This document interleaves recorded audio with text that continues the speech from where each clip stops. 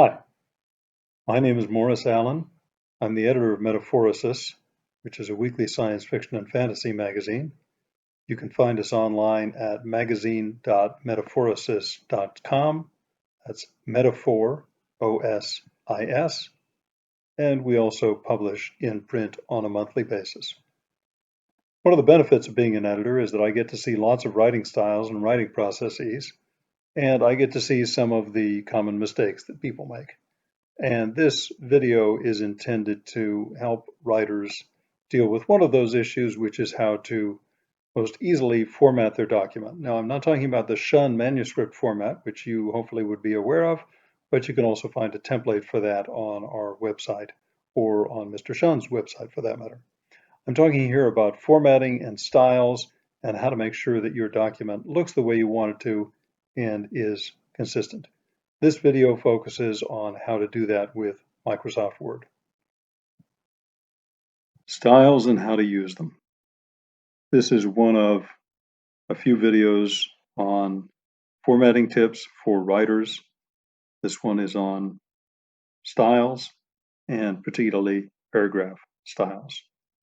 Before I jump into the style discussion, I want to talk about formatting a little bit. I'm sure you know how to use basic formatting in Word. So for example, we can do bold, italic, underline. We can indent the first line of paragraph. It's much better than using tabs to do that or spaces. We can center paragraph, etc. And if you decide that you've screwed up and you want to just start over from scratch, you can use this icon to remove all the formatting you've applied by hand. So let's put in some boilerplate text that we can work with. It's a very, very simple skeletal story. It's got a title, it's got a byline, it's got a paragraph that starts the scene, it's got a main paragraph of the scene, and it's got a scene break down here at the end. And each one of these needs a different style applied. But before we get into that, again, let's go to do a couple of things to help us visualize what's happening here. So we'll go to File, Options, Display, and we want to show paragraph marks all the time.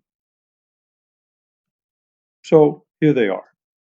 And they're doing a little bit more than just marking the end of the paragraph here. That's one of their functions.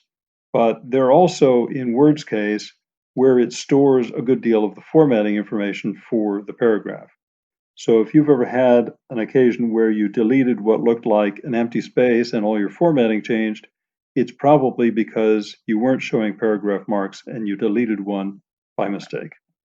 It's also handy in that it shows you the difference between a paragraph break and a new line. Those are different things. A new line breaks the line visually, but it doesn't change the paragraph, and so it maintains the paragraph style. What you don't want to do is to think that you're starting a new paragraph here, because in fact, you're not. So paragraph marks are handy to have visible. The other thing that we want to make visible is the Style Navigator. Now here on the Home tab in Word, you have the Style Gallery, and that shows the styles that Word thinks you apply most often, or that you've told it you want to see. Here, there's only one showing because I've hidden most of Word's predefined styles just to make it a little bit easier for us to visualize all this. Let's click here to show the Style Navigator. Again, only one style visible. So, in our story, we're going to want a story, a title style, I should say. We'll center it. Let's make the font a little bit bigger. Let's make it bold. And for all of our paragraphs, let's put a space after the paragraph. And we're using a 12-point font, so let's put a 6-point space after the paragraph, so effectively half a line. Byline, we're going to make centered, but we don't need to make it bold or bigger. we do want to put a bigger space after this to set it off from the text, so we'll make that a 24-point space, a 2-line space effectively. Scene starting paragraph should not be indented. That gives your reader a visual clue that this is a new scene, so we'll leave this one alone. The main paragraph, though, should be indented. So let's indent that by 1 centimeter. And I am using centimeters here rather than inches. The scene break will center. So that's it. We've got half a dozen paragraphs, all with different styles. But we've applied all of these by hand, so Word thinks that all of these are in the normal style. This one is in the normal style, but centered, bold, larger, and with a space after it. This one is centered with a larger space. This one has a space afterwards. This one is indented with a space, etc., etc. Word thinks they're all the same style of paragraph, but in fact, they're not. And if we hit return, for example, here after our scene break, it gives us another paragraph with the same basic formatting applied to it because Word assumes you want to keep doing the same thing. So in our case, we'd have to then say, no, this is a scene starting paragraph. I don't want that to be centered. So that's fine. Do another scene starting paragraph, press return. But this one would be a main paragraph. We want that indented, so we could indent that. But we'd have to do all of that by hand, which is a bit of a hassle. So it would certainly be easier if we could simply tell Word, hey, I want a scene starting paragraph and have it apply all the right formatting, or a main paragraph and have it apply all the right formatting, etc. That obviously is what this video is about. There is a good way to do that, and it'll make your life immeasurably easier once you know how. So the easiest way to define a new style is just to select a paragraph that you've already formatted and tell Word that that's the style. So let's click New Style here. Let's call this style Prose Main because it's the main style that we'll be using for prose. And one of the handy things that Word can do is to define what the style for the next paragraph is.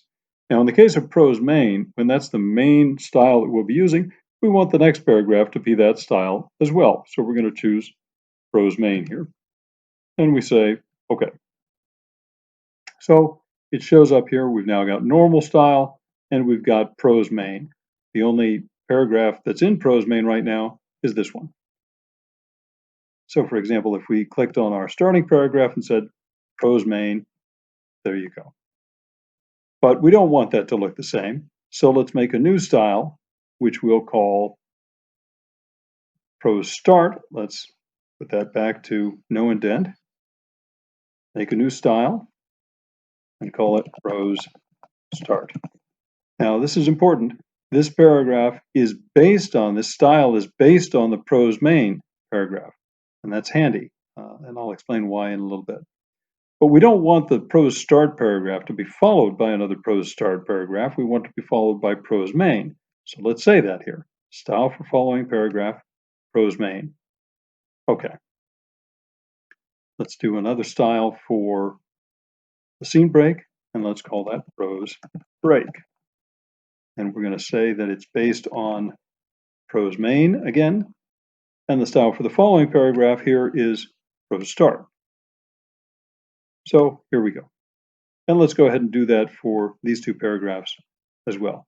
We've got byline, make that a new style, story byline. Let's leave it based on normal. But after the byline, you're going to have the start of your story. So let's make the next paragraph a Prose Start paragraph. Click OK. Let's go to story, new style, story title. Based on normal, that's fine. After the title, we're going to want the byline. So we choose story byline. Okay. So we've got all of these styles now. And it's handy because, for example, when we're at the end of scene break now and we press return, voila, it's automatically a Prose Start paragraph. We press return here, it's automatically the main paragraph. Now it's true that when you want a prose break, you'd have to go here and click by hand, but it certainly simplifies your life. Okay? But we can make this even more useful, and that's by assigning a keyboard command to our key styles. So let's go ahead and do that. We'll go up here to the ribbon, we right click, go down here to keyboard shortcuts, click customize, go all the way down to the bottom of the categories and choose styles. Now here, we're going to want to choose the right template, and there'll be another video on templates. So let's choose the Blorum blank template, which is my writing template in this case. Let's choose the prose main style, and let's give it a shortcut key. And let's say Control-Shift-M, M for main. You want something that's easy to remember, and there may be a conflict with a command that's already assigned to it, so you need to choose keyboard controls that work for you and that either don't overlap or where you don't mind losing the existing assignment. Okay. So let's do that also for ProStart. Let's make that Control-Shift-S and assign. And for prose break, let's make that Control-Shift-B and assign.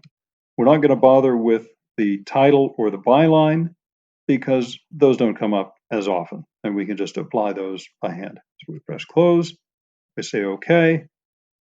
Now we're all set. So now if I'm in my, let's go to the byline. I'm in my byline. If I press Control-Shift-Main, Control-Shift-M rather, it becomes a main prose paragraph. Control-Shift-S, it's a starting paragraph. Control-Shift-B, it's a scene break. Now remember, the byline has more space after it than scene break does. So if we go to click on story byline, there we go. So now we're writing along, have a main paragraph. We want a scene break, we just press Control-Shift-B, and there we go. There's our scene break. And when we press return, we go back to scene starting paragraph. Now, here's where the real magic of styles comes in. Let's say that you want to submit this story to a venue that says they want everything in Courier New font. Up here, you see that we've got everything in Cambria font. Now you could select your entire story and change the font, but maybe you've got something that's in a special font halfway through. You're using a symbol for something. You change everything to Courier New, then your symbols are going to be gone. There's a better way to do it, and that's simply to go over here to prose main, and you recall that prose break and prose start are both defined based on prose main. So if we right click and modify prose main, we go to formatting and we say Courier New. We click OK. All of our prose paragraphs are now in Courier New. So you've only had to do one thing, which is to change the font for prose main, the base prose paragraph, and you've changed all the paragraphs in there to meet the requirements of this new venue, and you haven't had to change any of your symbols. You haven't lost the information for anything that's in a font that's applied by hand.